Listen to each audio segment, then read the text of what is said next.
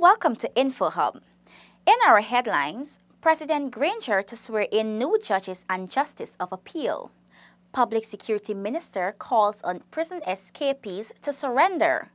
Local company aiding in waterways safety, and Dermont U.S. Scholarship Program reactivated.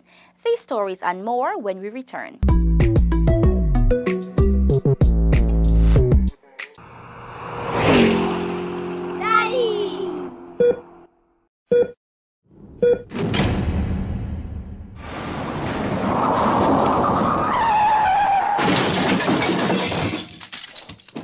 Thanks for staying with us.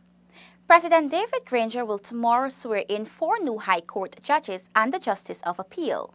The swearing-in will take place at State House in the morning, and it is anticipated that the new judges will significantly enhance the capacity of the judiciary to execute its mandate. The names of the judges and the Justice of Appeal will be announced at the swearing-in. A member of the judiciary who spoke with InfoHub said that this is both a significant and welcomed development, as there is need to strengthen the numbers of judges and magistrates so that more cases can be heard and the long backlog is reduced and eventually cleared. President Granger previously swore in Justice Yonit Cummins Edwards as acting chancellor and Justice Roxanne George as Chief Justice in March this year. Justices George and Dawn Gregory were previously sworn in as justices of the Appellate Court. In 2015, President Granger had sworn in former Deputy Director of Public Prosecutions Joanne Barlow and former Chief Magistrate Priyasu Narayan Bihari as High Court judges. As the manhunt continues for the remaining prison escapees on the run, Minister Kemraj Ramjatan is urging the escapees to turn themselves in. Paul McAdam has more. 4 of the prison escapees remain on the run, with 2 recently captured by the joint services.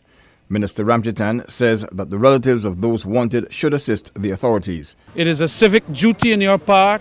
It is to ensure the stability and security of our country that we capture as early as possible. These pieces of information that you have will be held in the highest of confidentiality. And please don't be afraid to come forward and help.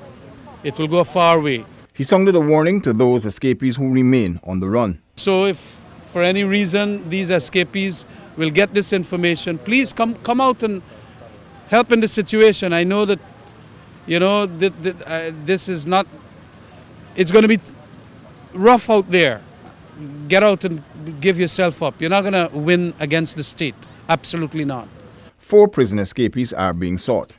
They are Royden Durant, Yuri Varsrick, Safri Hopkinson, and Kabina Stevens. 2 others, Desmond James and Cornelius Thomas, were recaptured since fleeing the Georgetown prison on July 9. Paul McAdam for InfoHub. In this next Seneca Thorne report, we hear that the implementation of government's green economy agenda is moving apace. The implementation of green spaces, boulevards, and a green energy project are just some of the initiatives being rolled out across the country as part of the government's green economy agenda.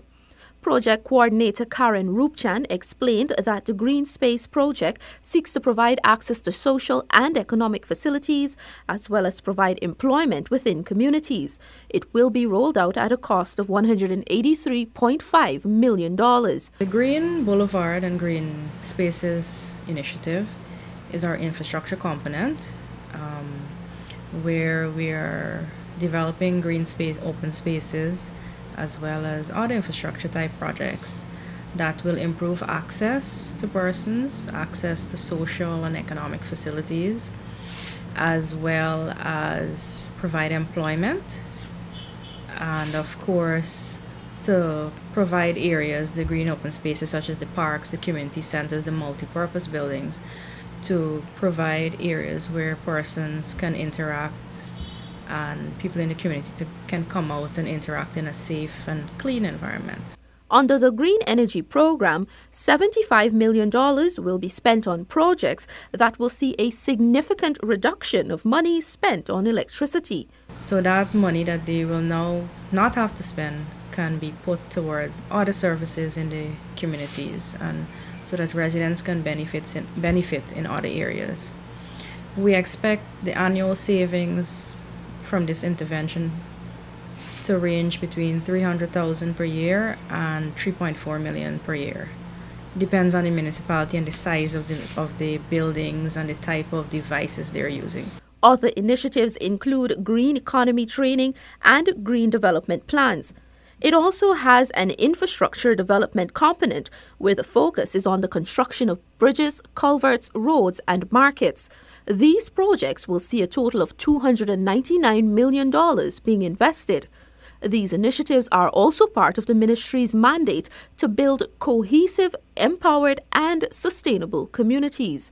For InfoHub, Tiffany Rogers. 59 NDCs across Guyana were able to execute developmental works within their regions with the approval of a government subvention. I spoke with Principal Regional Development Officer Surendra Kayan, who explained more. Principal Regional Development Officer Surendra Kayan explained that the subvention program is a government grant given annually to the 62 NDCs. This subvention really aim is to do in developmental works within the NDC of a more of a capital nature focus of doing, for example, construction of bridges, rehabilitation of road, construction of culvert. So it's to do developmental works within the respective communities within the Neighborhood Democratic Council across the country. Kayan noted that 59 of the 62 NDCs across Guyana have benefited, since the remaining 3 NDCs have to complete the necessary steps before they qualify for the subvention. The 3 outstanding NDCs are from Region 3. We have the Hague-Blankenburg NDC. They were asked to do a resubmission. And in Region number 5, we have the Bel-Air Woodlands NDC and also Woodlands Farm NDC, the 3 NDC outstanding. We are working with them to have them revise their work program because it was more of a current nature instead of a capital. Because as you're aware that the government program of the subvention is more of a capital nature. To date, the Ministry of Communities has approved 95% of the allocation for subventions, which is a total of $118 million. A local company is boosting safety in maritime and offshore industries. Tiffany Rogers joins us to tell us more about this company. As Guyana prepares for oil production in 2020, Matpal Marine Institute's administrator, Colleen Abrams, said their services set the safety standard to give local companies a foothold in the new industry. We can give them advice and guide them as to what their crew members or their employees would need to do to become compliant with the requirements of the offshore industry.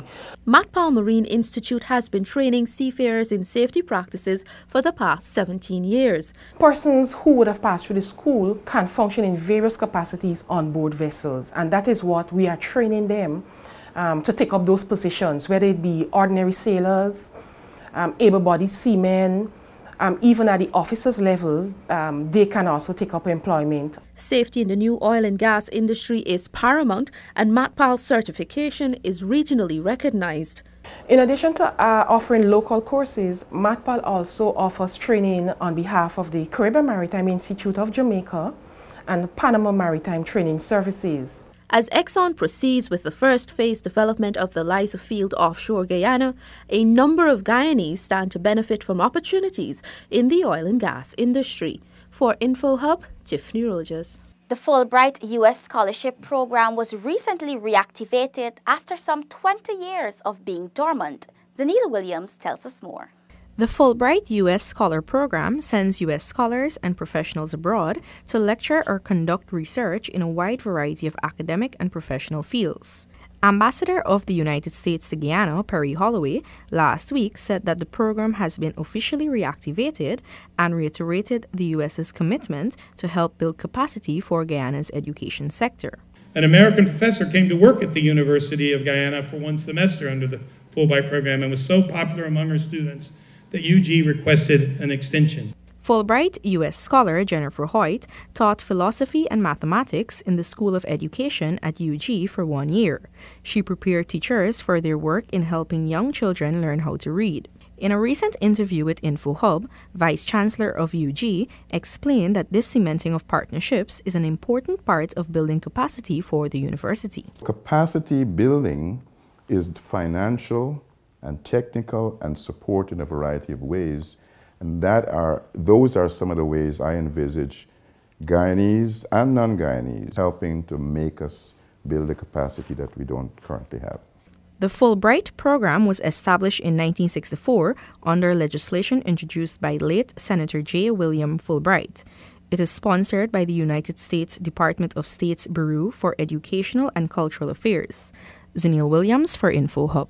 Swimming officials and athletes say the National Aquatic Center has had a huge impact on local swimming. The swimming facility located at Liliondale, East Coast Demerara, was opened on November 4, 2011 and is one of few such facilities in the Caribbean.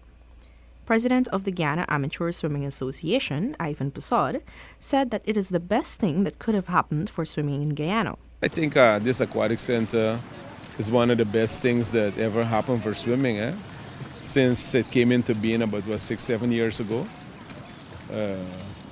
It allows the Guyana Amateur Swimming Association to really extend good faith to all of our clubs who are affiliated to us, because through the association the clubs get the opportunity to train up here free of cost. We don't pay any charges, and thanks to Government of Guyana, National Sports Commission, that we're able to utilize this facility in the morning and in the evenings.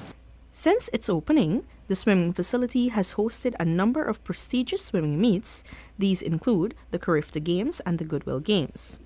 Harish Bagwan, a swimming coach attended to the Aquatic Center, said that the facility has tremendously aided the performance of athletes when they participate in events. At this moment, Guyana's only 50-meter pool that has basically the Olympic specs. Back when I used to train, we didn't have this facility. At 50 meters, we had 25 meters, but now we have a 50-meter pool up here. Now, most of the training for all the championships worldwide, because most of the international events are long course, as we call it, which is a 50-meter.